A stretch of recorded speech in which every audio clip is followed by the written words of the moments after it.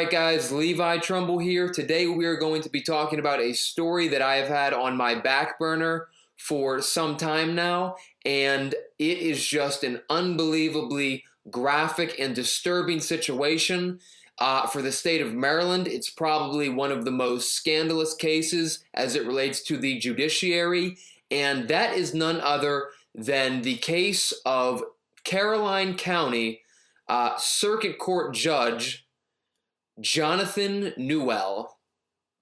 So as you can see right here, I have him on the screen in front of me. We're going to zoom in what you're seeing right here. This is from the Maryland Circuit Court, Maryland Archives. They archive all of the judges and politicians. There's a particular website that does that. You can see he was a county administrative judge for Caroline County Circuit Court from August 2nd, 2016 to September 10th, 2021. This lists some of his, his resume. Member of the Drug, Alcohol, and Abuse Council, 2016 to 21. He was state's attorney for Caroline County, January 2003 to August 2nd, 2016. Resigned August 2nd, 2016. He was an assistant public defender in Caroline County from 1999 to 2001. And this just goes on to list a little bit about some of his academic achievements right here. We won't get into all that. All right, so moving on, we have some more pictures of the judge. Here he is. Some more photos, presumably this one right here that I have my mouse over. Presumably he was in the judge's chambers, is what that looks like. All right, so now you see who we're talking about. We're talking about a circuit court judge for Caroline County in the state of Maryland. Obviously, you're thinking to yourself, this is obviously a prominent figure, somebody who you would presume is well-respected and well-liked in the community. So whatever did this man do?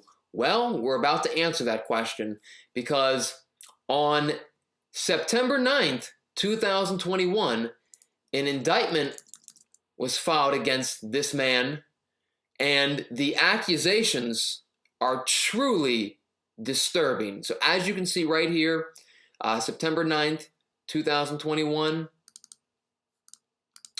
this criminal complaint was filed, and it says, I, the complainant in this case, state that the following is true to the best of my knowledge and belief, that on or about September 28th, 2014, in Caroline County, Maryland, the defendant committed the following violations: sexual exploitation of a child. Now, we are going to start getting into the finite details of what it is that this judge, this Circuit Court County judge, specifically did, and it is insane. So, as you can see, we're scrolling through the criminal complaint, but where we really want to get to is where the probable cause starts. On July 23rd, 2021, investigators from the Maryland State Police responded to a cabin located in Fishing Creek, Maryland, regarding a minor who located a video camera in the bathroom of the cabin. After arriving at the cabin, investigators interviewed two minor males. The first minor male, minor victim 1, born in 2006, provided the following information. On July 22nd, 2021, the two minor males spent the night with Jonathan Gray Newell at Newell's cabin in Fishing Creek, Maryland. On the morning of July 23rd, 2021, minor victim 1 entered the bathroom adjacent to Newell's bedroom to shower. After undressing, minor victim 1 observed what appeared to be a camera. The camera was on a shelf in the corner of the bathroom inside a small black utility crate. The lens of the camera was facing the shower. Minor victim 1 examined the camera and took photographs of it with his cell phone. Minor victim 1 observed a green blinking light on the camera.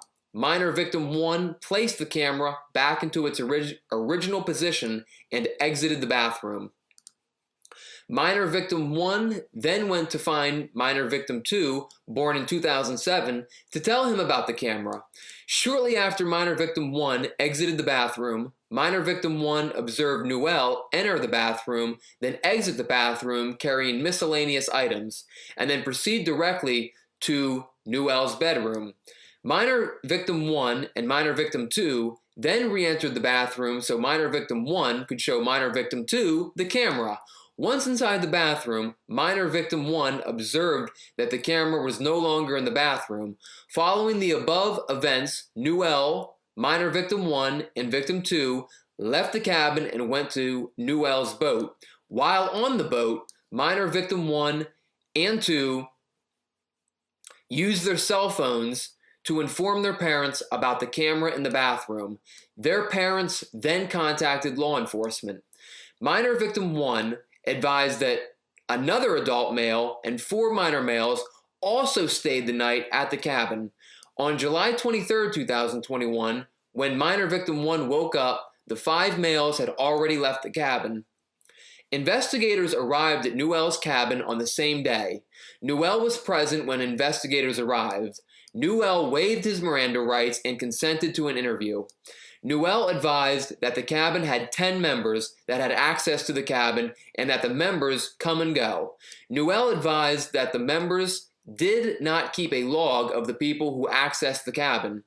Newell denied placing a camera in the bathroom and denied noticing a camera in the bathroom. When presented with the following timeline of events, minor victim 1 used the bathroom and saw a camera. Newell used the bathroom, then both minor males entered the bathroom and the camera was no longer there. Newell replied, quote, "Like I said, there was 6 other people here." Newell was presented with a picture of the camera, and Newell stated he had never seen the camera before. Newell was permitted to go to his bedroom to plug his cell phone into a charger and make phone calls.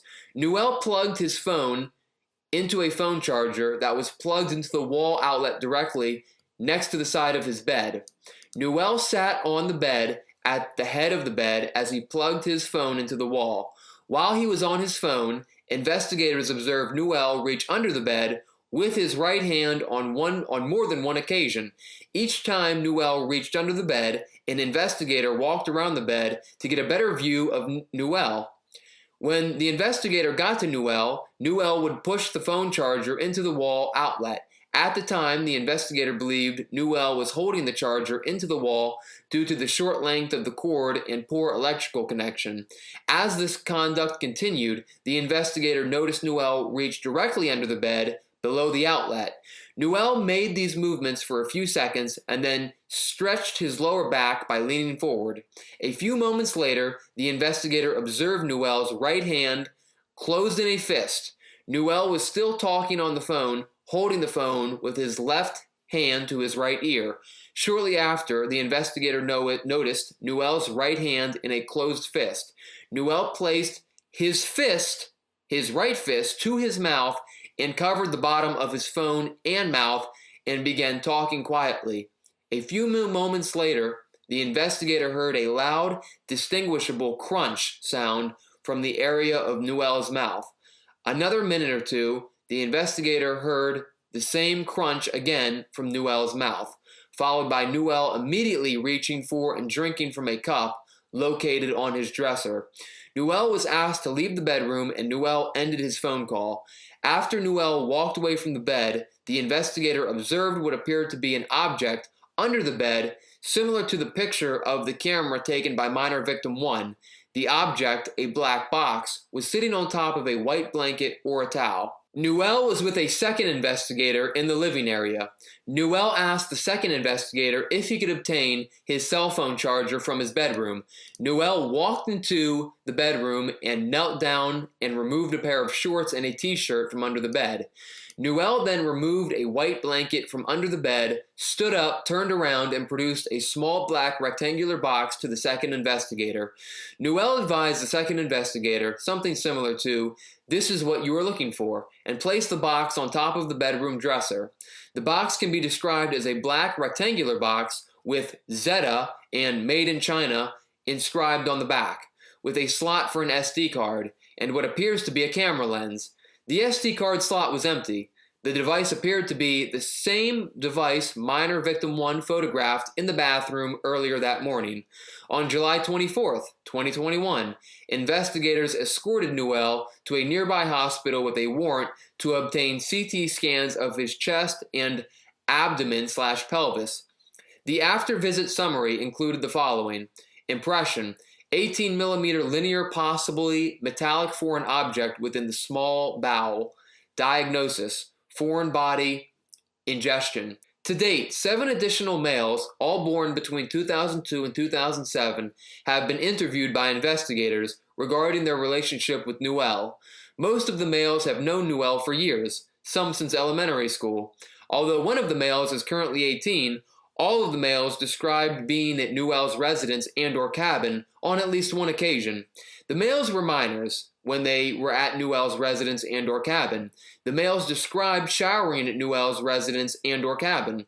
Nearly all of the males stated that while in the bathroom, Newell checked their bodies for ticks. At least 2 of the males stated they were naked when Newell checked them for ticks. One stated that he moved his own genitalia for Newell to look for ticks, and the other initially did not recall if Newell touched his genitalia, but later stated that Newell once or twice moved the minor's genitalia to look for ticks. State search warrants were executed to include searches of Newell's cabin, residence in Henderson, Maryland, truck, boat, and office. Numerous digital devices were seized from the various locations. The forensic examination of the digital devices is currently ongoing. Among other digital items, a Toshiba external hard drive with the following serial number, made in the Philippines, was seized from a safe located in the den of Newell's residence. A preliminary analysis of the Toshiba external hard drive revealed numerous videos of minor males showering. In some of the videos, Newell is seen setting up the camera in the bathroom. The Toshiba external hard drive contained a folder titled Edited Swim, which contained 15 subfolders, each titled with 2 or 3 letters. Inside each of the subfolders were videos of minor males in a bathroom disrobing and showering. One of the subfolders contained videos depicting minor victim 3, and at least one video depicting minor victim 3 and minor victim 4 together. The title of the subfolder was Minor Victim 3's initials. Minor Victim 3, born in 2004, is one of the 7 additional males referenced above. Minor Victim 3 stated that he has known Newell since he was in kindergarten or the 1st grade. Minor Victim 3 also stated that he showered at both Newell's residence and cabin, and that Newell checked him for ticks. 2 of the videos from the subfolder titled with Minor Victim 3's initials include a video with this following title right here, .avi. .avi is a video file. The criminal complaint goes on to list some of the graphic videos of the minors that were on the hard drive. It gives a description of these videos. I'm not going to cover that. It's pretty graphic. We're just going to skip over that and go right to the conclusion, which is based upon the foregoing information set forth in the application. They charge this judge with sexual exploitation of a child, signed Special Agent Rachel Korn on September 9th, 2021. So now we move on to images from the day of the raid, the day they went to go arrest Judge Jonathan Newell. As you can see, this is the Caroline County Sheriff's Office, presumably. Yep, Sheriff for Caroline County. An ambulance you can see right here. Police cars. These photos actually came from the neighbor's Facebook account. She posted pictures. This is from the StarDemocrat.com. These were images of police presence there on the day that Judge Jonathan Newell was to be arrested for the crimes that I just mentioned. More photographs from that day.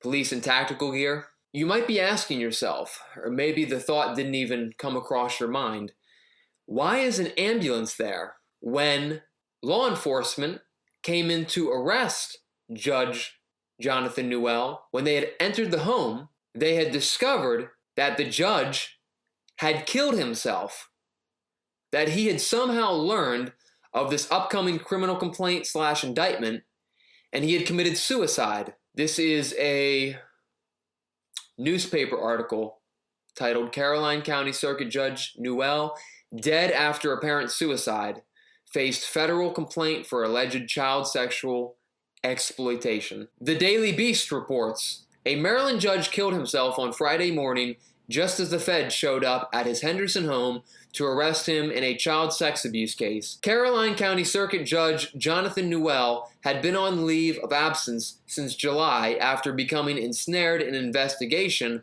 over allegations that he had a hidden camera that captured naked images of boys in his bathroom. And this is where we close out, because there is nothing more to the story other than to tell you guys that law enforcement has confirmed that this judge was not distributing any of these images and that he was a lone wolf in this child exploitation.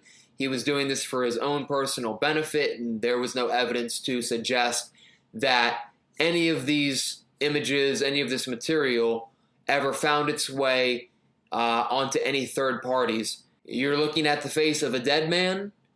He was indicted on the 9th and dead by the 10th of September of 2021. This man was a sitting circuit court judge who presumably ruled on cases like this one frequently. Obviously, it's situations like this that make people lose faith in our judicial system. It's definitely a black eye on the Maryland judiciary. It certainly was not a national story by any means, but it's one of the most shocking ones that I have ever seen. Truthfully, it's a shocking tale of a high-ranking official who is somebody who is overseeing the execution of punishments against criminal defendants, yet he is himself committing some of the most egregious crimes imaginable. This is where this story ends. Judge Jonathan Newell, Circuit Court Judge for Caroline County, now deceased. Hope you guys enjoyed the story, and we will catch you next time.